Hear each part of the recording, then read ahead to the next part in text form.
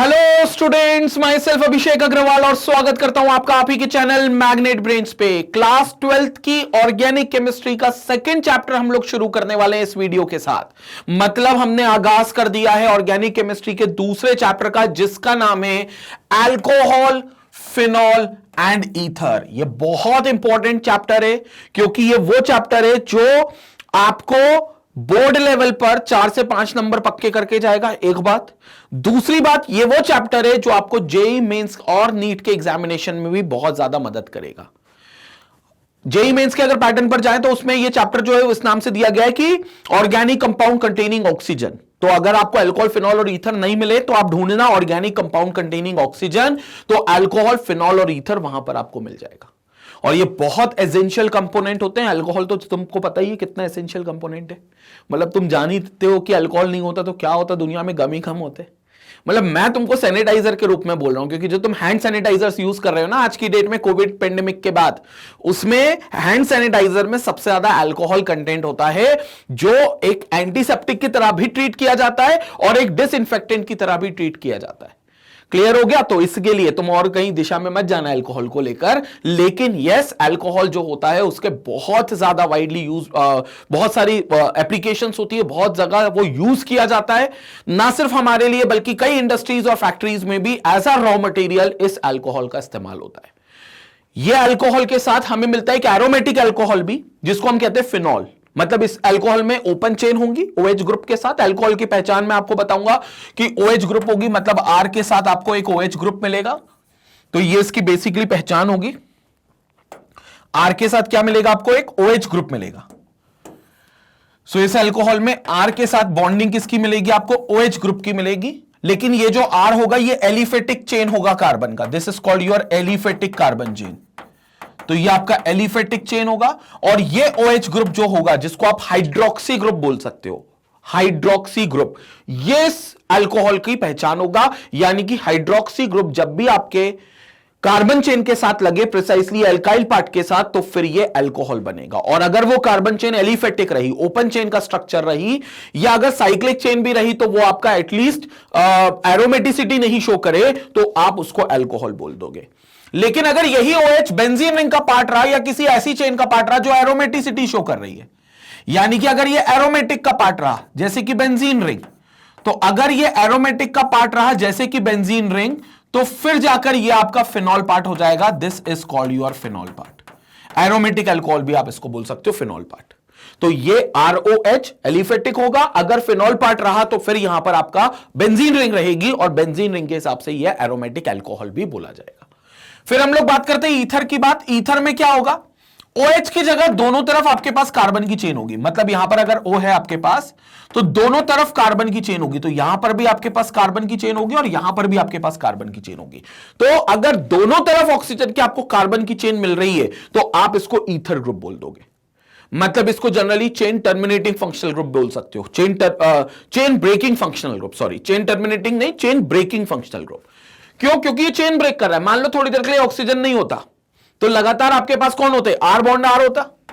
अगर मान लो ये ऑक्सीजन नहीं होता तो R होता, पूरी जगह R बॉन्ड R, लंबी चेन चलती है अल्केन की। लेकिन बीच में ऑक्सीजन आ गया जिससे चेन ब्रेक हो गई, तो इसको हम बोल देंगे चेन ब्रेकिंग फंक्शनल ग्रुप। इसलिए इसको बोल दिया गया ROR। अब ये भी अल्काइल चेन है, ये भी अल्काइल की चेन है। ये दोनों अल्काइल पार्ट सेम भी हो सकते हैं, ये दोनों अल्काइल पार्ट डिफरेंट भी हो सकते हैं। अगर सेम हुए तो सिमेट्रिकल ईथर माना जाएगा, और अगर डिफरेंट हुए तो अनसिमेट्रिकल ईथर माना जाएगा।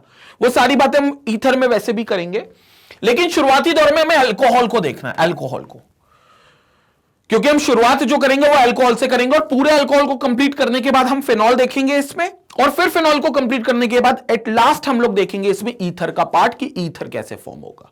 तो ये अल्कोहल का पार्ट रहेगा जिसमें हमारे पास R की बॉन्डिंग O की बॉन्डिंग H के साथ रहेगी। और इसमें हम ये कह सकते हैं कि अगर आप RH होता, अगर आप इसको देखो और अगर आप हाइड्रोकार्बन देखो, मैं हाइड्रोकार्बन से क्यों कंपेयर कर रहा हूं इन लोगों को? क्योंकि हाइड्रोकार्बन वो चीज है जो ऑलरेडी आपको पता है, आप देखकर आ चुके हो। हाइड्रोकार्बन आपको ऑलरेडी पता है कि हाइड्रोकार्बन क्या होते हैं, तो इसलिए मैं हाइड्रोकार्बन से कंपेयर कर रहा हूं। तो हाइड्रोकार्बन में आपके पास RH होता था, ये हाइड्रोकार्बन होता था RH। अब इस RH में आपने क्या करा? H को निकाल दिया और H की जगह OH को ले आए। तो H की जगह OH को ले आए, तो ये क्या बन गया, ये बन गया R बॉन्ड OH। तो ये R बॉन्ड OH बन गया, तो आप इसको अल्कोहल बोल दोगे, तो ये R बॉन्ड OH। तो आप ये कह सकते हो कि जो एल्केन था उसमें H की जगह पर आप OH ले आए, स्ट्रक्चर तो यही कह रहा है। तो आपने OH को लगा दिया H की जगह, इसलिए आप इसको बोल सकते हो it's an hydroxy derivative of alkene, क्योंकि OH को लगाना मतलब हाइड्रोक्सी ग्रुप लगा रहे हो, और पहले ये एल्केन था RH, तो आपने हाइड्रोक्सी ग्रुप लगा दिया, तो आपने H को निकाला और उसकी जगह OH लगा दिया, आपने H को निकाला और उसकी जगह OH लगा दिया, तो इसको आप बोलोगे कि पहले जो RH था, जो एल्केन था, आपने उस एल्केन का हाइड्रोक्सी डेरिवेटिव बना दिया। तो अल्कोहल्स क्या हो गए, hydroxy derivatives of alkene, hydroxy derivatives of alkene. तो आप ये भी कह सकते हो अल्कोहल को, और हमें शुरुआत जो करनी है वो अल्कोहल के साथ ही करनी है। तो स्टार्ट करते हैं अल्कोहल के बारे में। स्लाइडर इमेज कुछ ज्यादा ही अच्छा लग रहा है, तो एक बार आप इसका स्क्रीनशॉट ले लो। इसके बाद हम लोग प्रिसाइसली इंट्रोडक्टरी पार्ट से स्टार्ट करेंगे अल्कोहल के, तो अल्कोहल का इंट्रोडक्शन हम लोग देखेंगे। आप स्क्रीनशॉट ले लो जब तक इसका।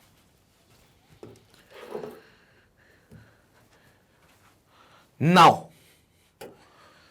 स्टार्ट करते हैं अल्कोहल का पार्ट, और अल्कोहल के पार्ट में सबसे पहले देखते हैं इंट्रोडक्टरी पार्ट। तो अल्कोहल का इंट्रोडक्शन हम स्टार्ट करेंगे। Alcohols are called hydroxy derivatives, तो alcohols are called hydroxy derivatives.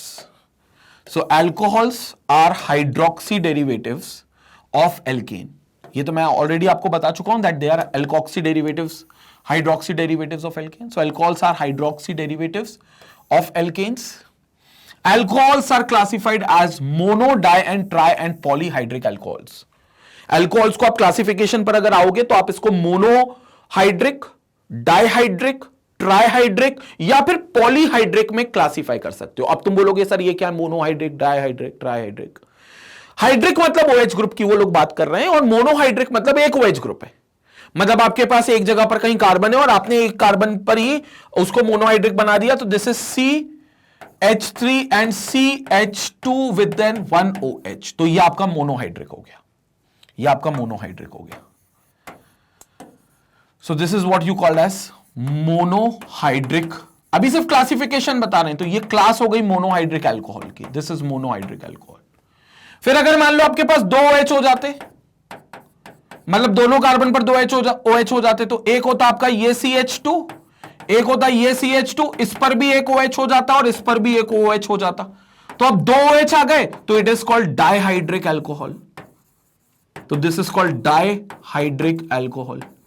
वैसे ही मान लो 3 OH हो जाते, सेम कार्बन पे भी आ सकता है, ऐसा जरूरी नहीं है। हालांकि सेम कार्बन पर हम कोशिश नहीं करेंगे बनाने की, क्योंकि सेम कार्बन पर अगर 2 OH ग्रुप लगेंगे तो वह अनस्टेबल है। एक्सपेरिमेंटली पता चला है कि जो सेम कार्बन पे डायोल्स होते हैं, डायोल्स मतलब 2 अल्कोहल, 2 OH ग्रुप अगर आ गए तो वो अनस्टेबल हो जाएगा और वो सेल्फ डिहाइड्रेशन कर लेगा।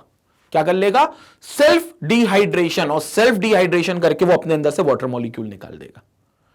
मतलब सेल्फ डिहाइड्रेशन मतलब खुद के अंदर से वाटर मॉलिक्यूल निकाल देगा और स्टेबल बन जाएगा। फिर क्या होगा वो मैं अभी बताता हूं आपको। लेकिन अगर 2 अल्कोहल हुए पूरे मॉलिक्यूल में, अगल बगल के कार्बन पे हो या और किसी कार्बन पर हो, सेम कार्बन पे अवॉइड करना क्योंकि अभी बताया मैंने अनस्टेबल है, तो वो डाइहाइड्रिक अल्कोहल होगा। अगर 3 कार्बन हो गए तो ट्राइहाइड्रिक होगा, और अगर 3 से ज्यादा हो गए तो आप पॉलीहाइड्रिक में उसको पटक देना।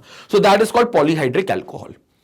अब इसमें according to the number 1, 2, 3 or more, so this is according to the number 1, 2, 3 or more hydroxy group present. So that depends on the hydroxy group which is being present. Now, since the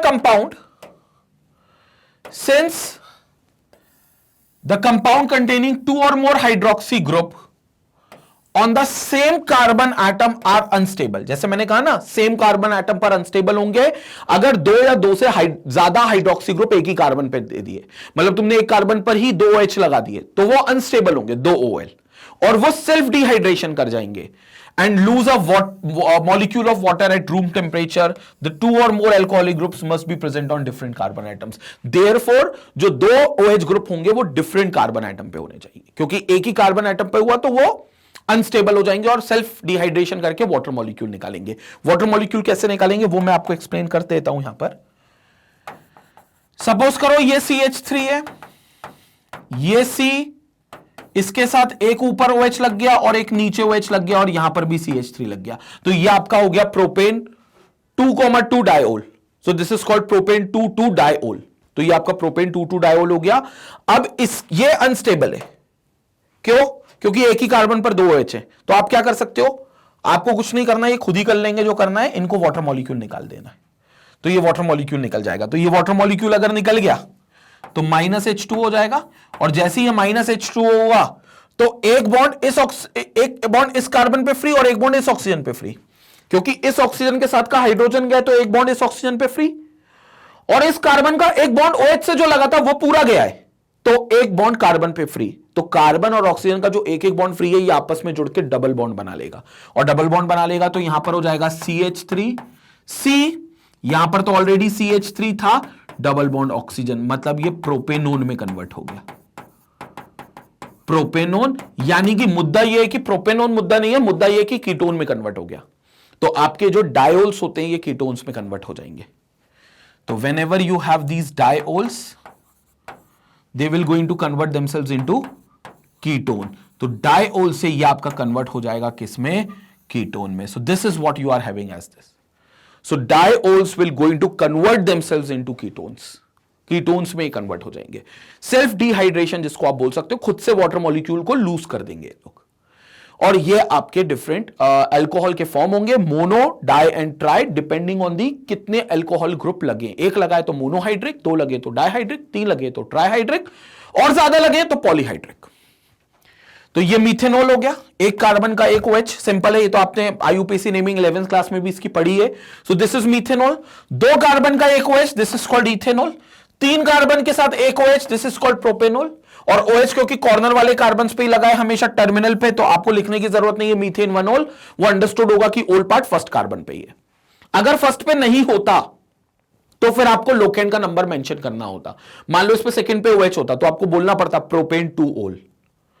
यहां पर आपने simple butanol लिख दिया, क्योंकि again 4 carbon है और जो last carbon है या कह लो जो फर्स्ट कार्बन है उस पर आपका OH लगा हुआ है, तो फर्स्ट कार्बन पे लगा है तो वो ब्यूटेन 1-ऑल है, जिसको आप ब्यूटेनॉल भी बोल सकते हो। तो ये आपकी एक रिएक्शन हो गई इस तरीके से। क्लियर है? So these are your names and this is how the different alcohols are being classified. इस तरीके से अल्कोहल को क्लासिफाई करते हैं।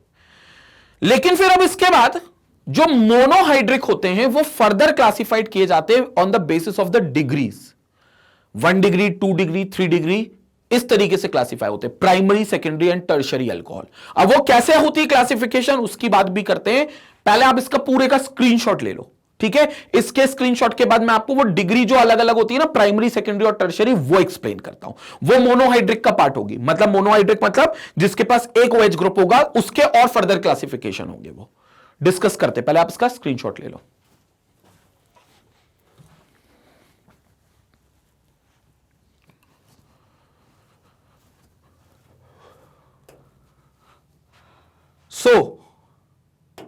इसके बाद अगले पार्ट पर आते हैं, मोनोहाइड्रिक अल्कोहल्स।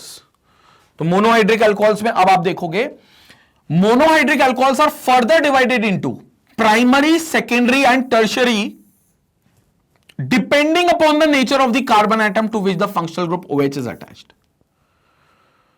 मोनोहाइड्रिक अल्कोहल को हमने आगे और क्लासिफिकेशन किया है। किसमें किया है? OH ग्रुप जिस कार्बन से लगा है, OH ग्रुप जिस कार्बन से लगा है वो कार्बन आगे फर्दर कितने और कार्बन से लगा है, इस पर वो डिफरेंट डिग्री ऑफ अल्कोहल हमें दे देगा। मतलब OH जिस कार्बन से लगा है, पहली बात तो उसको समझो, OH जिस कार्बन से लगा है उस कार्बन को तुम अल्फा कार्बन बोल दोगे, उस कार्बन को तुम अल्फा कार्बन बोल दोगे।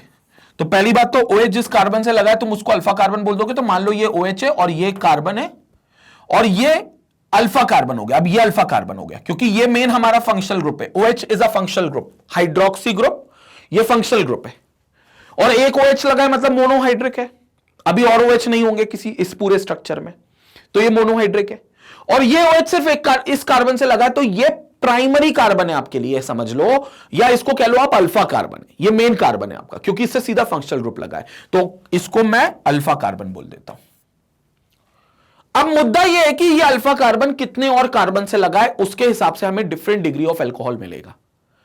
पहला केस ले लेते कि ये किसी भी कार्बन से नहीं लगा, एक भी कार्बन से नहीं लगा।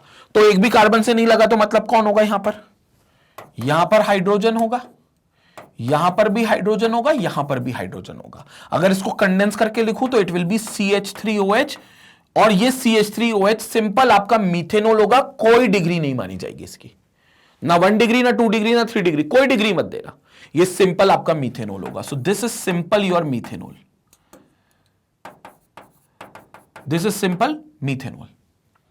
लेकिन मान लो ये कार्बन जो अल्फा कार्बन है जिससे OH लगा हुआ है, वो एक कार्बन से लग जाता, मतलब ये OH है, ये कार्बन है, और इस कार्बन के साथ वो एक और कार्बन जुड़ जाता। मान लो एक और कार्बन जुड़ जाता, तो यहां एक और कार्बन जुड़ता। अब कार्बन अकेला नहीं आता, 3 HB लेकर आता, तो मिथाइल पार्ट पूरा जुड़ता, तो वो CH3 उस कार्बन के साथ जुड़ता।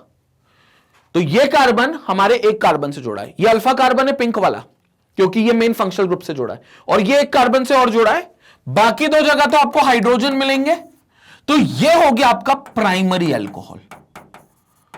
सो this is what we called it as primary alcohol. तो ये आपका प्राइमरी अल्कोहल हो गया। इसको आप 1 डिग्री अल्कोहल भी बोल सकते हो। सो this is called your 1 degree alcohol. तो ये प्राइमरी अल्कोहल हो गया जिसको आप 1 डिग्री अल्कोहल बोल सकते हो, 1 डिग्री अल्कोहल। ठीक है, ऊपर लिख देता हूं ताकि कंफ्यूजन ना हो कि नीचे वाला ना लगने लगे आपको। तो दिस इज 1 डिग्री अल्कोहल।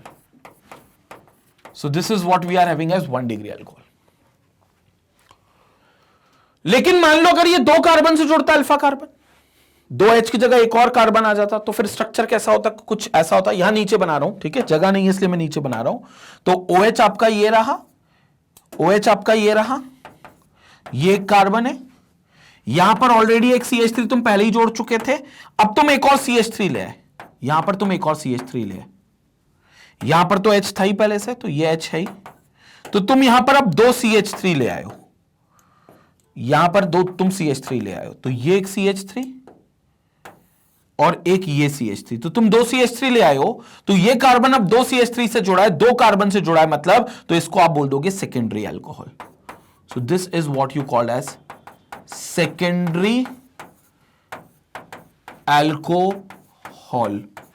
इसको आप 2 डिग्री अल्कोहल भी बोल सकते हो। This is called your 2 degree alcohol. तो 2 डिग्री अल्कोहल ये आपका हो गया। और अगर मान लो ये HB हट जाता और इसकी जगह भी एक कार्बन आ जाता, तो हमारा मेन अल्फा कार्बन फिर 3 कार्बन से जुड़ जाता। कैसे जुड़ जाता 3 कार्बन से? ये लिखा OH, ये लिखा कार्बन, इसके साथ ये रहा CH3, ये रहा CH3, मतलब तीनों जगह आपके पास कार्बन होते, तो तीनों जगह कार्बन होते, तो ये रहा एक CH3, ये रहा एक CH3 और ये रहा एक CH3। तो तीनों जगह अगर आपके कार्बन ही होते तो 3 कार्बन से अटैच होने की वजह से ये टर्शरी अल्कोहल होता। और इनकी प्रॉपर्टीज में थोड़ा बहुत अंतर आता है कार्बन की वजह से, इसलिए आप ये कैटेगरी बना रहे हो। तो this is tertiary alcohol which is also called as 3 degree alcohol. तो आप इसको 3 डिग्री अल्कोहल भी बोल देते हैं। सो ये टर्शरी अल्कोहल होता। तो आप सिर्फ अल्फा कार्बन को नोटिस करो कि वो अल्फा कार्बन कितने कार्बन से जुड़ा है। सिंपल, वो अल्फा कार्बन कितने कार्बन से जुड़ा है, उस बेसिस पर प्राइमरी, सेकेंडरी और टर्शरी अल्कोहल मिलेंगे। तो ये वाला आप देखोगे प्राइमरी अल्कोहल है, क्यों? क्योंकि इसमें ये OH है, तो ये अल्फा कार्बन हो गया, और अल्फा कार्बन एक ही कार्बन से जुड़ा है। भले वो कार्बन फिर कितने भी कार्बन से जुड़ा हो, हमें उससे मतलब नहीं है। ये कार्बन के साथ भी बहुत सारे कार्बन आ सकते थे, तो वो कार्बन कितने कार्बन से जुड़ा हो, लेकिन मेन अल्फा कार्बन के पास तो एक ही कार्बन है ना, बाकी 2 जगह तो हाइड्रोजन है। So that is why it is called primary alcohol, also regarded as 1 degree alcohol. So also regarded as 1 degree alcohol. ये OH ग्रुप है, ये अल्फा कार्बन हो गया जिससे ये जुड़ा है, ये अल्फा कार्बन हो गया, और ये अल्फा कार्बन 2 कार्बन से जुड़ा है। फिर ये भले दूसरा कार्बन और पीछे कार्बन से जुड़ा है, उससे फर्क नहीं पड़ता, लेकिन ये मेन डायरेक्टली 2 कार्बन से जुड़ा है। एक जगह तो आपका हाइड्रोजन है, तो इसको आप सेकेंडरी अल्कोहल बोलोगे, या इसको आप 2 डिग्री अल्कोहल बोल दोगे। सो this is your 2 degree alcohol.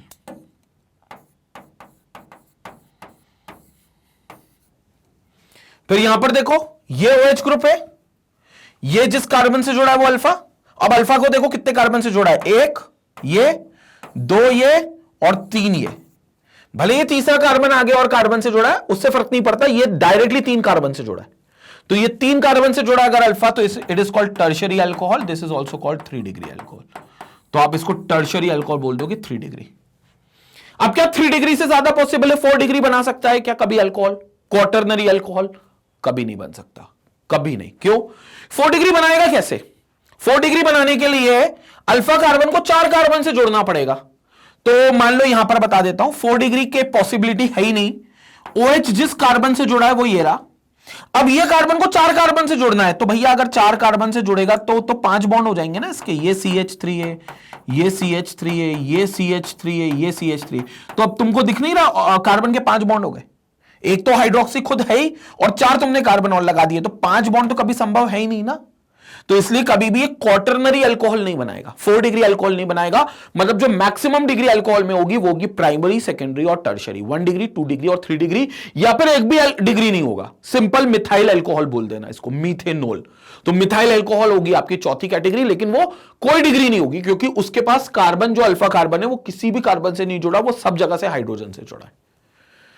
तो डिग्री वाइज अगर देखा जाए तो it is divided into 3 categories: primary alcohol, secondary alcohol and tertiary alcohol, and this is how they can be classified. इस तरीके से ये क्लासिफाइड होते हैं। ये कंप्लीट हो गया आपका डिग्री वाला पार्ट। तो फर्दर मोनोहाइड्रिक अल्कोहल्स का जो फर्दर क्लासिफिकेशन है वो यहां खत्म होता है। पहले आप स्क्रीनशॉट ले लो, इसके बाद हम स्ट्रक्चर की बात करते हैं, अल्कोहल का स्ट्रक्चर कैसे होता है उसकी बात करते हैं। पहले आप स्क्रीनशॉट ले लो। तो यहां पर हमने देख लिया कि जो मोनोहाइड्रिक अल्कोहल से उनको कैसे हम क्लासिफाई कर सकते हैं। अब बात करते हैं स्ट्रक्चर की। अल्कोहल का स्ट्रक्चर कैसे होगा और कैसा दिखेगा। अब हम जो बात कर रहे हैं वो हम लोग प्राइमरी अल्कोहल की बात कर रहे हैं मोनोहाइड्रिक केस में, क्योंकि स्ट्रक्चर तो फिर क्या होगा कि अगर आपके पास डबल बॉन्ड आ गया, ट्रिपल बॉन्ड आ गया तो बदल जाएगा, क्योंकि कार्बन की हाइब्रिडाइजेशन बदल जाएगी। लेकिन जहां पर हम जो स्ट्रक्चर की बात कर रहे हैं वो मोनोहाइड्रिक होगा and it is a kind of a primary alcohol. तो हम लोग यहां पर जो बात करेंगे that is will be of primary alcohol. अब प्राइमरी अल्कोहल हुआ मोनोहाइड्रिक फॉर्म में, तो जाहिर सी बात है कार्बन की हाइब्रिडाइजेशन स्टेट उसमें sp3 होगी, क्योंकि ये कार्बन होगा। Then this will be NOH, this will be NH, this will be NH and this will be NH। सो यहां पर जो ज्योमेट्री बनेगी वो ऑब्वियसली आपकी टेट्राहेड्रल बनेगी।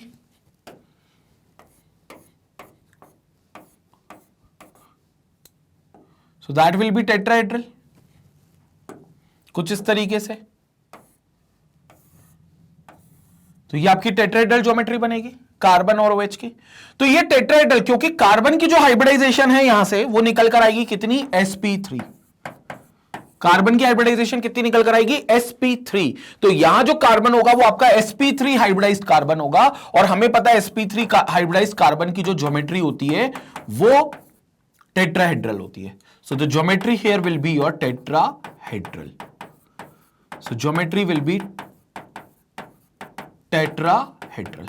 अच्छा, टेट्राहेड्रल को टेट्राहेड्रल क्यों बोलते हैं तो पता ही है ना, 11th क्लास में इतना पढ़ा होगा। 4 फेसेस होते हैं इसके, अगर देखो तो इसके 4 फेसेस दिख रहे होंगे, एक ये वाला, एक ये वाला, एक पीछे ये वाला और एक पीछे ये वाला, 4 फेसेस होंगे इसके। So that is why it is called as tetrahedral. और जो टेट्राहेड्रल में बॉन्ड एंगल आता है वो 109 डिग्री 28 मिनट का आता है। मीथेन से ये बात आपको याद होगी, 109 डिग्री 28 मिनट का। हालांकि वो बॉन्ड एंगल एग्जैक्टली उतना यहां पर नहीं मिलेगा, उससे कम मिलेगा। क्यों उससे कम मिलेगा इसका रीजन मैं आपको दूंगा। 108 डिग्री के आसपास का बॉन्ड एंगल यहां पर मिलेगा, लेकिन वो कम क्यों मिलेगा उसका रीजन मैं बताऊंगा। But the geometry will remain as tetrahedral, क्योंकि हाइब्रिडाइजेशन जो कार्बन की होगी वो sp3 होगी। तो आइए देखते हैं, यहां पर बात करते हैं। It is important to note that in alcohol, carbon as well as oxygen are in sp3 hybridized state। Carbon भी आपका हाइब्रिडाइज sp3 हाइब्रिडाइज स्टेट में, और इवन ये ऑक्सीजन भी। इस ऑक्सीजन के बारे में मैंने नहीं बताया। ये ऑक्सीजन के पास एक बॉन्ड H से, एक बॉन्ड कार्बन से, और इसके पास 2 लोन पेयर होंगे।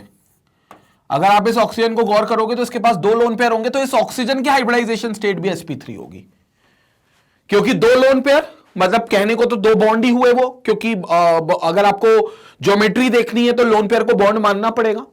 और 2 बॉन्ड वो ऑक्सीजन का नीचे वाले कार्बन से बन रहा है और एक हाइड्रोजन से बन रहा है, तो 2 बॉन्ड भी बन रहे हैं। तो ज्योमेट्री इसकी भी टेट्राहेड्रल होगी और हाइब्रिडाइजेशन ऑक्सीजन का भी sp3 होगा।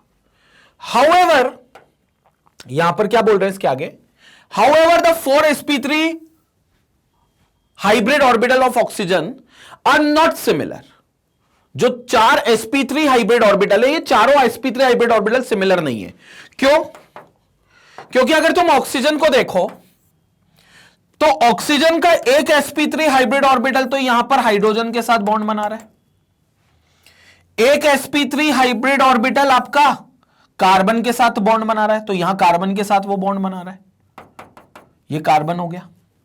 और दो sp3 हाइब्रिड ऑर्बिटल आपके, दो sp3 हाइब्रिड ऑर्बिटल आपके लोन पेयर रख रहे हैं, तो ये दो sp3 हाइब्रिड ऑर्बिटल आपके दो लोन पेयर रख रहे हैं, तो ये तो बॉन्ड बना रहे हैं दो sp3 हाइब्रिड ऑर्बिटल, और ये दो लोन पेयर बना रहे हैं, तो चार sp3 हाइब्रिड ऑर्बिटल में दो sp3 हाइब्रिड ऑर्बिटल, ये ऑक्सीजन की बात कर रहे हैं पूरी, दो sp3 हाइब्रिड ऑर्बिटल बॉन्ड बना रहे हैं और दो sp3 hybrid orbital lone pair रखे हुए हैं। So to have one electron each and other to have a pair of electron each, मतलब दो हाइब्रिड ऑर्बिटल के पास एक इलेक्ट्रॉन है। एक इलेक्ट्रॉन क्यों, किसकी बात कर रहे हैं, बॉन्ड पेयर की बात कर रहे हैं, क्योंकि इन बॉन्ड पेयर में एक एक इलेक्ट्रॉन होगा जिससे वो बॉन्ड बना रहे होंगे दूसरे के एक एक इलेक्ट्रॉन लेकर, तो वो टोटल फिर दो इलेक्ट्रॉन हो जाएंगे, लेकिन ऑक्सीजन की तरफ से तो एक ही गया इन बॉन्ड में, और दो इलेक्ट्रॉन उसको मिलेंगे and other to have a pair of electron each, और इनके पास ये दो इलेक्ट्रॉन का पेयर है, तो ये एक पेयर है और ये एक पेयर है, तो ये दो इलेक्ट्रॉन के आपके पास पेयर होंगे। The two completely filled sp3 orbitals do not take part in bond formation. जाहिर सी बात है, जिनके पास दो दो इलेक्ट्रॉन ऑर्बिटल में, उनको बॉन्ड फॉर्मेशन में जरूरत ही नहीं है, क्योंकि ओवरलैपिंग ऑर्बिटल की केमिकल बॉन्डिंग 11th क्लास में हमने पढ़ी थी कि तब होती है जब एक एक इलेक्ट्रॉन हो, एक इलेक्ट्रॉन एक ऑर्बिटल से आए और एक इलेक्ट्रॉन किसी दूसरे एटम के ऑर्बिटल से आए, तो दोनों मिलकर ओवरलैपिंग करके शेयरिंग कर लेंगे। लेकिन ये बोलेंगे हमारे पास तो पहले से ही दो दो इलेक्ट्रॉन है, लोन पेयर बनकर रह रहे हैं जो, तो हम काय को शेयरिंग करें, तो ये बॉन्डिंग में हिस्सा नहीं लेंगे। while the two half filled sp3 orbitals, जो हाफ फिल्ड sp3 ऑर्बिटल है, ये ऑर्बिटल और ये ऑर्बिटल जिसमें एक एक इलेक्ट्रॉन है, तो वो एक तरफ हाइड्रोजन से बॉन्ड करेगा और एक तरफ कार्बन से बॉन्ड करेगा। So bonds with the s orbital of hydrogen OH bond, it will form a bond with s orbital of hydrogen with OH bond, वो s ऑर्बिटल मैंने बना दिया, this is s orbital, and the sp3 orbital of carbon atom of the alkyl group CO bond, तो ये sp3 orbital है carbon atom का, ये sp3 orbital है जो इसके साथ ओवरलैपिंग कर रहा है, ये ओवरलैपिंग हो रही है, समझ में आया। अब ये आपका एक्चुअली ऑक्सीजन के रिस्पेक्ट पे इनने बताया है। अब इससे होगा क्या, ऑक्सीजन के ये जो लोन पेयर हैं ये आपस में रिपल्शन करना चालू कर देंगे, ये आपस में रिपेल होना चालू कर देंगे, तो ये जो आपको दो लोन पेयर दिख रहे हैं ये आपस में रिपेल होना चालू करेंगे, तो वो रिपल्शन यहां पर भी महसूस होगा, जिससे ये दोनों एक दूसरे के करीब आ जाएंगे। तो ये जो बॉन्ड है जिसको आप हाइड्रोजन ऑक्सीजन कार्बन का बॉन्ड बोल सकते हो, हाइड्रोजन ऑक्सीजन और कार्बन का बॉन्ड बोल सकते हो, जो होना चाहिए था 109 डिग्री का टेट्राहेड्रल ज्योमेट्री के कारण, वो 109 डिग्री से थोड़ा सा कम हो जाएगा क्योंकि ये दब जाएंगे। ये समझ में आया क्यों दबे, क्योंकि ऑक्सीजन के ऊपर ये दो लोन पेयर हैं, ये दो लोन पेयर एक दूसरे से रिपेल करेंगे तो दूर जाएंगे, तो दूर जाएंगे तो ये इसके पास आएंगे और इससे रिपेल करेंगे तो ये दोनों बॉन्ड को पास होना पड़ेगा, क्योंकि वीएससी पेयर थ्योरी ने हमें सिखाया है कि जो लोन पेयर रिपल्शन है वो ज्यादा स्ट्रांग होता है बॉन्ड पेयर रिपल्शन के मुकाबले। तो दो लोन पेयर का रिपल्शन ज्यादा डोमिनेटिंग होगा, जिससे ये दो बॉन्ड पेयर को आपस में करीब आना पड़ेगा, और जो एंगल 109 डिग्री 28 मिनट का बनता था वो घट के 108.9 डिग्री के आसपास का हो जाएगा, लेकिन ज्योमेट्री सेम रहेगी टेट्राहेड्रल। अभी भी वो टेट्राहेड्रल बनाएंगे जिसके 4 फेसेस होंगे, बस थोड़ा सा एंगल अलग आएगा, और ये 108.9 डिग्री के आसपास का एंगल होगा। एंगल की बात और आगे की गई है, यहां पर आपको हाइब्रिडाइजेशन और उसके ऑर्बिटल के बारे में समझाया है। यही स्ट्रक्चर आपको अगली स्लाइड में भी बना हुआ दिखेगा, लेकिन मैंने यहां पर बनाकर बता दिया तो आपको और ज्यादा क्लियर अंडरस्टैंडिंग हो गई होगी। अब अगली स्लाइड में बॉन्ड एंगल की थोड़ी सी बात कर लेते हैं, पहले आप इसका स्क्रीनशॉट ले लो, स्क्रीनशॉट के बाद बॉन्ड एंगल की बात करते हैं।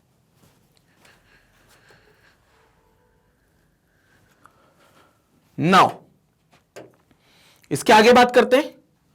So now the COH bond, the COH bond angle is 108.9 degree, 108.9 degree, ये देखो 108.9 डिग्री आ गया, which is less than that the normal tetrahedral angle 109 degree 28 minutes का, क्योंकि टेट्राहेड्रल एंगल जो होता है वो 109 डिग्री 28 मिनट्स का होता है, 109.4 या 0.5 मान सकते हो, क्योंकि 30 minutes will be equal to that 0.5 degree. This is because अब ये एंगल क्यों कम हुआ उसका रीजन वही बता रहे जो मैंने आपको बताया, this is because of the presence of two unshared and completely filled sp3 orbital of oxygen, two unshared and two completely filled. जो दो इलेक्ट्रॉन है वो कंप्लीटली फिल्ड है, इसलिए वो अनशेयर्ड रह गए, मतलब वो बॉन्डिंग में हिस्सा नहीं लेंगे, यानी कि किसी और एटम के साथ वो ऑर्बिटल अपना शेयर नहीं करेंगे, अपने आप को शेयर नहीं करेंगे, यानी कि ऑर्बिटल से ओवरलैपिंग नहीं करेंगे, क्योंकि वो लोन पेयर है, दो इलेक्ट्रॉन पूरे भरे हुए हैं। And which repel each other, और वो दोनों एक दूसरे को रिपेल करेंगे। तो यहां पर देख लो, ये दो ऑक्सीजन पे आपको इलेक्ट्रॉन दिख रहा है, तो ये एक लोन पेयर बन गया और ये एक लोन पेयर बन गया। अब ये दो लोन पेयर क्या करेंगे, एक दूसरे को रिपेल करेंगे, तो ये दोनों एक दूसरे को रिपेल करेंगे, जिससे ये बॉन्ड को थोड़ा सा पास आना पड़ेगा, तो ये बॉन्ड और ये बॉन्ड एक दूसरे के पास आ जाएंगे ऐसे। तो जो एंगल 109 डिग्री 28 मिनट का था वो 108.9 डिग्री तक रह जाएगा, and hence reduce the bond angle. So this is what they have written, and hence reduce the bond angle. तो बॉन्ड एंगल की कहानी आपको समझ में आ गई है, इस तरीके से बॉन्ड एंगल रिड्यूस किया जाता है। कंसेप्ट क्लियर है? तो ये था बॉन्ड एंगल की कहानी और ये था स्ट्रक्चर की कहानी। ज्योमेट्री याद रखना, अल्कोहल में आपकी टेट्राहेड्रल होती है, चाहे आप कार्बन के रेफरेंस से देखो, sp3 हाइब्रिडाइजेशन, वहां पर कार्बन का हाइब्रिडाइजेशन है, या फिर ऑक्सीजन के रेफरेंस से देखो, क्योंकि वहां पर भी उसकी हाइब्रिडाइजेशन sp3 ही है। तो geometry will remain the same and that is tetrahedral. इसके बाद अब बात करते हैं आइसोमर्स की। तो आइसोमर्स की हम लोग बात करते हैं, हम लोग ने आईयूपीएसी नेमिंग को देख ही लिया था, 11th क्लास में भी देख लिया था, और अभी मैंने आपको मीथेनॉल, इथेनॉल, प्रोपेनॉल, ब्यूटेनॉल बता दिए। जो नोमेनक्लेचर का पार्ट है, अगर ये कुछ और कॉम्प्लेक्स नोमेनक्लेचर आता है तो मैं आपको विद इन द चैप्टर आगे बता दूंगा। मतलब जैसे हम रिएक्शंस करेंगे, केमिकल प्रॉपर्टीज पढ़ेंगे, प्रिपरेशन ऑफ अल्कोहल पढ़ेंगे, तो अल्कोहल के नामकरण जो है आईयूपीएसी नामकरण, मैं उसी प्रिपरेशन के दौरान पढ़ाते हुए चलूंगा। वरना आपने 11th क्लास में इतने आईयूपीएसी नेमिंग पढ़े हैं अल्कोहल के, वो आपको क्लियर होंगे वहां से। नहीं तो आप मेरा वीडियो देखिएगा 11th में, जहां पर मैंने अल्कोहल के आईयूपीएसी नोमेनक्लेचर करवाए हैं, तो वो आपको वहां पर भी मिल जाएगा। अब इसके बाद हम लोग देखते हैं आइसोमर्स की बात। तो इसके बाद आइसोमर्स की बात स्टार्ट करते हैं। जल्दी से आप इस पार्ट का स्क्रीनशॉट ले लो।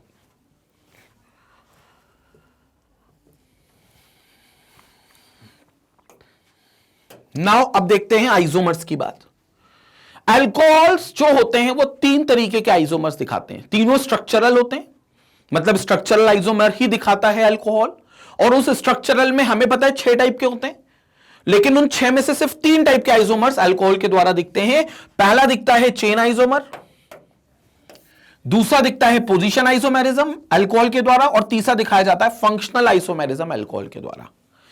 कुछ एग्जांपल्स की बात कर लेते हैं। चेन आइसोमेरिज्म आपको पता है, सबसे पहले मैं चेन आइसोमेरिज्म ही यहां पर बता रहा हूं।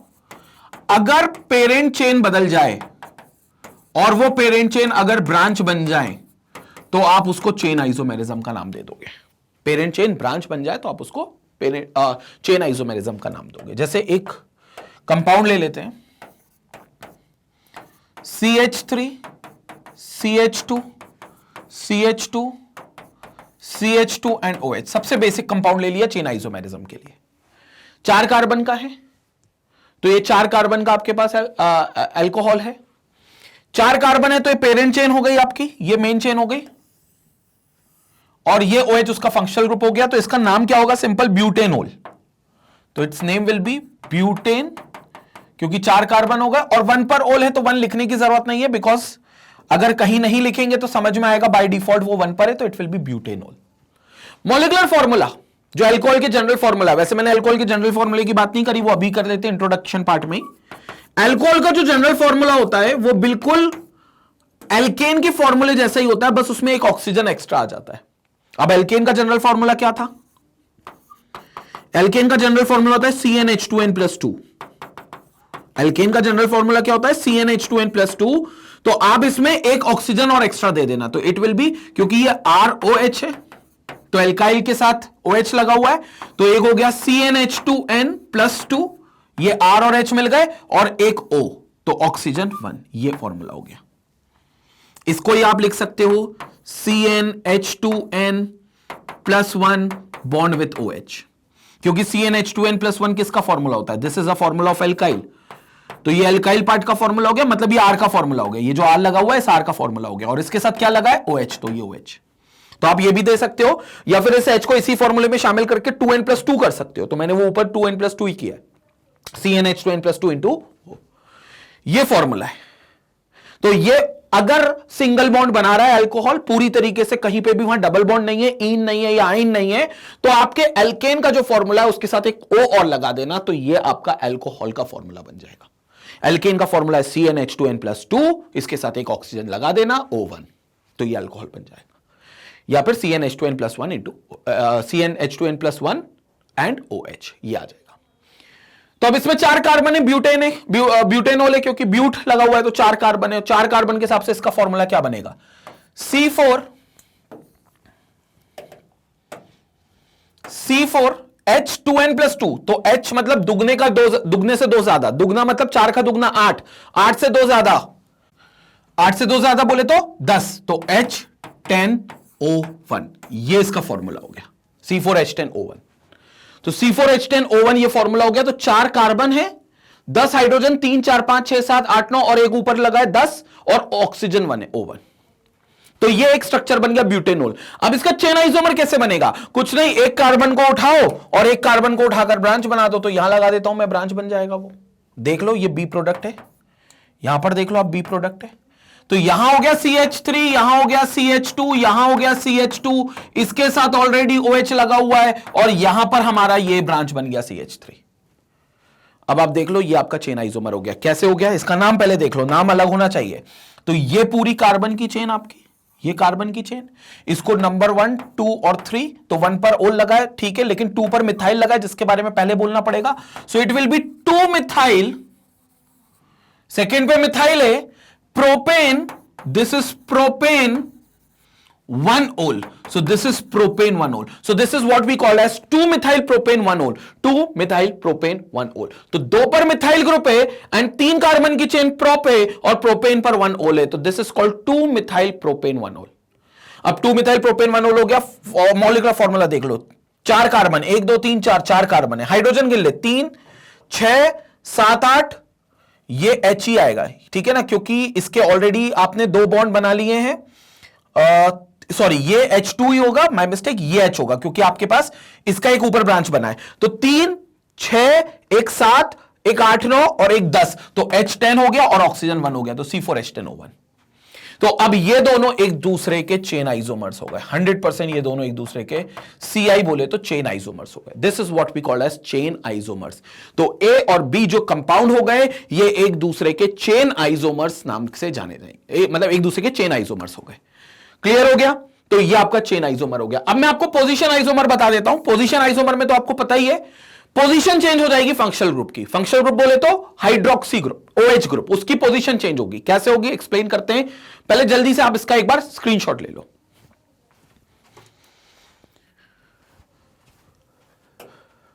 तो अब क्या करते हैं, OH ग्रुप को देख लेते हैं पोजीशन आइसोमर के हिसाब से कि OH ग्रुप की पोजीशन में चेंज कर दूं तो वो पोजीशन आइसोमर बन जाएगा। So now we have that position isomer.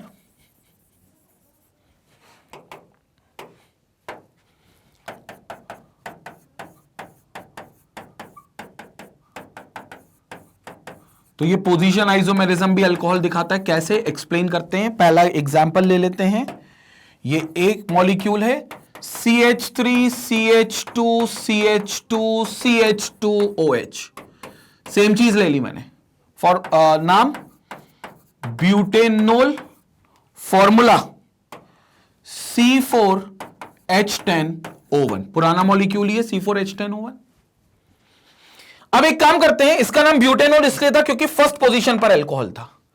अब एक काम करते हैं, एक और कंपाउंड बनाते हैं, अलग से बनाते हैं। इसी को चेंज नहीं करना, मैं बता रहा हूं बस इसको चेंज करके, लेकिन वो बनेगा अलग से। आइसोमर्स ये नहीं होते कि एक मॉलिक्यूल को ही चेंज करके दूसरा बना लो, नहीं, एक मॉलिक्यूल अलग बनता है, दूसरा मॉलिक्यूल अलग बनता है, दोनों के स्ट्रक्चर अलग अलग होते हैं, लेकिन मॉलिक्यूलर फॉर्मूला सेम होगा।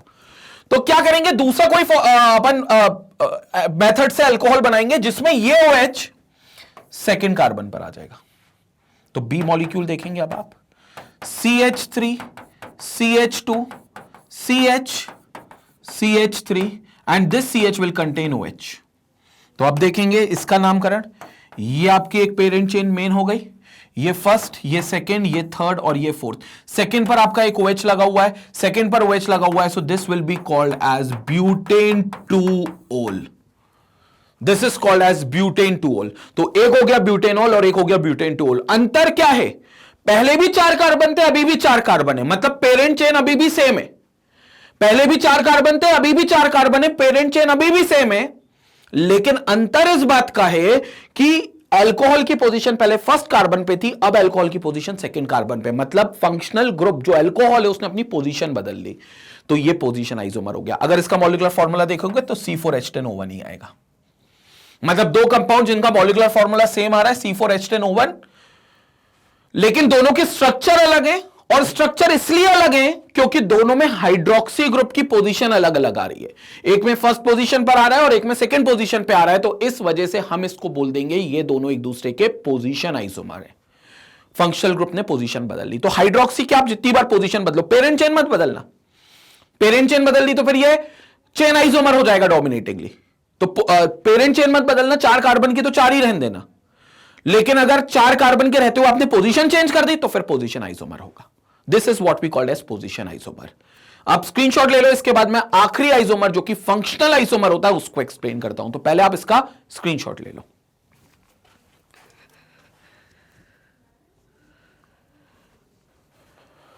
नाउ तीसरे आइसोमर पर आते हैं,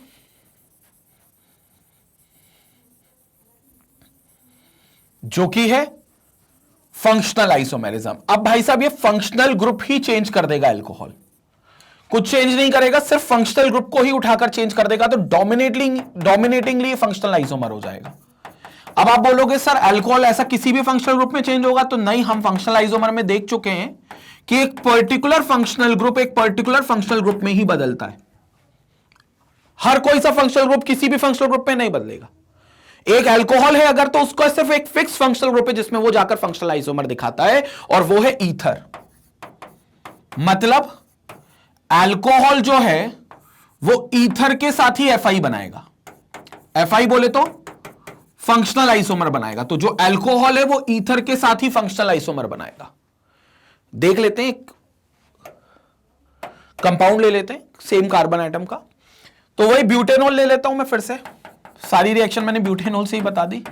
CH3 CH2 CH2 CH2 और ये OH। क्या फॉर्मूला है? ब्यूटेनॉल। क्या फॉर्मूला ये? सॉरी, नाम क्या है? ब्यूटेनॉल। इसका फॉर्मूला अगर देखें तो कार्बन 4 है, हाइड्रोजन 10 है और ऑक्सीजन 1 है, C4H10O1। ये फॉर्मूला है। अब ये बन गया ब्यूटेनॉल जो कि अल्कोहल फैमिली का मेंबर है। तो this is the member of alcohol family. तो ये अल्कोहल हो गया। लेकिन अब मैं एक काम करता हूं, ईथर बना लेता हूं। अब ईथर क्या है? चेन ब्रेकिंग फंक्शनल ग्रुप है। तो चेन ब्रेकिंग फंक्शनल ग्रुप में ये आपका बीच में आना चाहिए। तो चेन ब्रेकिंग फंक्शनल ग्रुप में ये बीच में आएगा। तो ये ए मॉलिक्यूल था, अब ये बी मॉलिक्यूल बना रहा हूं, जिसमें ऑक्सीजन को बीच में रख रहे हैं और ऑक्सीजन के अगल और बगल में कार्बन लगा रहे हैं।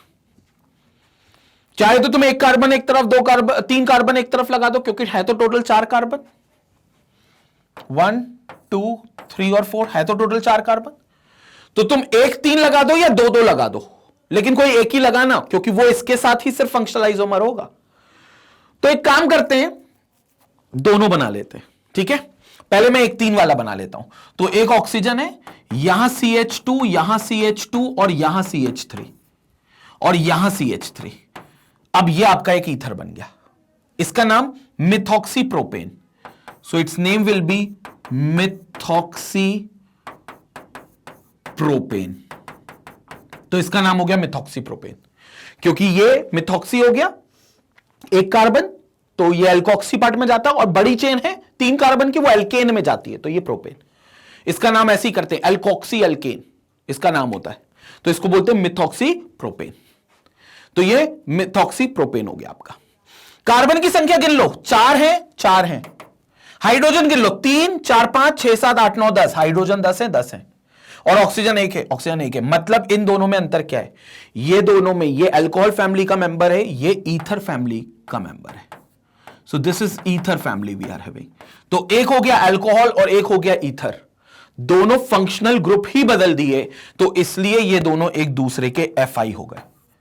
बोले तो फंक्शनल आइसोमर। तो ये दोनों एक दूसरे के एफआई हो गए, फंक्शनल आइसोमर। मैं एक और बना सकता था, दो दो कार्बन का ईथर, तो एक और मॉलिक्यूल बना लेता हूं जिसमें दो दो कार्बन का ईथर आएगा, C part, CH3 CH2 O CH2 CH3। Oxygen के एक तरफ दो कार्बन और दूसरी तरफ भी दो कार्बन, पहले नाम देख लेते हैं। दो कार्बन का ब्रांच तो इथॉक्सी एल्कोक्सी में जाएगा, और एक और दो कार्बन की पेरेंट चेन, क्योंकि इसमें तो दो दो कार्बन है तो किसी को भी ब्रांच मान लो, किसी को भी पेरेंट चेन मान लो, तो एक इथॉक्सी और एक इथेन, तो ये बन जाएगा इथॉक्सी इथेन, इथॉक्सी इथेन, तो ये आपका इथॉक्सी इथेन हो जाएगा। सो this will B ethoxy ethane. अब इसमें भी आप देख लो, कार्बन चार है, हाइड्रोजन 3 और 2 5, 2 7 और 3 10 है, और ऑक्सीजन एक है, तो ये दोनों भी एक दूसरे के फंक्शनल आइसोमर्स हो गए, क्योंकि दोनों में फंक्शनल ग्रुप ही बदल गया ना, इसमें अल्कोहल ग्रुप है, इसमें भी ईथर ग्रुप है, तो ये भी आपका ईथर ग्रुप हो गया। So this is also having an ether group, तो ये भी आपका ईथर ग्रुप हो गया। क्लियर? तो ये भी आपका पूरा ईथर ग्रुप हो गया। लेकिन अगर तुम बी और सी की बात करोगे तो ये दोनों एक दूसरे के मेटामर है। आई होप आपने मेटामर पढ़ा हो कि मेटामर है ये दोनों एक दूसरे के, मतलब ये वाला कंपाउंड और ये वाला बी और सी, ये दोनों कंपाउंड जो हैं ये एक दूसरे के मेटामर्स हैं। They are metamers of one another, metamerism दिखाते हैं। जो चेन ब्रेकिंग फंक्शनल ग्रुप में पाया जाता है, जब चेन ब्रेकिंग फंक्शनल ग्रुप के ईदर साइड दोनों तरफ कार्बन की संख्या बदल जाए, फंक्शनल ग्रुप वही रहे, ये दोनों बी और सी ईथर हैं, लेकिन इसमें एक तरफ 3 कार्बन और एक तरफ 1 कार्बन है, और इसमें एक तरफ 2 कार्बन और दूसरी तरफ भी 2 कार्बन है। तो ऑक्सीजन जो चेन ब्रेकिंग फंक्शनल ग्रुप है, उसके अगल और बगल में कार्बन की संख्या बदल गई ईथर के अंदर ही, तो ये दोनों मेटामर होंगे। हालांकि ये पार्ट नहीं है, ये हम ईथर में देखते, लेकिन अभी वो बात आ गई तो मैंने आपको बता दी। तो ये बी और सी मेटामर है, ए बी के रिस्पेक्ट में एफ फंक्शनल आइसोमर है, और ए सी के रिस्पेक्ट में भी एफ फंक्शनल आइसोमर है। तो हमें फंक्शनल आइसोमर पे फोकस करना है। ये हो गया हमारा फंक्शनल आइसोमर, जो तीसरा टाइप का आइसोमर दिखाता है, कौन? अल्कोहल।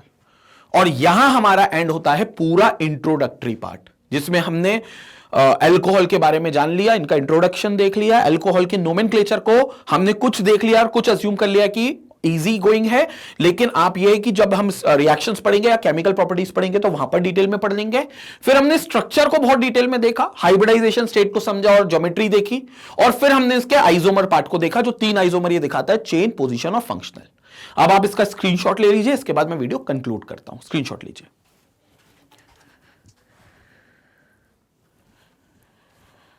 तो स्टूडेंट, ये था हमारा इंट्रोडक्शन अल्कोहल का। अब इसके बाद हम लोग जो स्टार्ट करेंगे वो करेंगे प्रिपरेशन ऑफ अल्कोहल स्टार्ट। मतलब हम लोग देखेंगे कि general method of preparation alcohol की क्या होती है, और इसके साथ देखेंगे इंडस्ट्रियल मेथड ऑफ प्रिपरेशन क्या होती है। तो industrial method and general method बड़ा वीडियो होगा, क्योंकि बहुत सारी मेथड है, लगभग 7-8 मेथड से आप अल्कोहल बना सकते हो, जनरल मेथड, लेबोरेटरी मेथड से भी, और इंडस्ट्रियल मेथड्स को मिलाकर टोटल 7-8 मेथड से बना सकते हो। तो वो बड़ा वीडियो होगा जिसको हम लोग देखेंगे इस वीडियो के बाद। तो ये था हमारा इंट्रोडक्टरी पार्ट अल्कोहल, फिनॉल और ईथर का।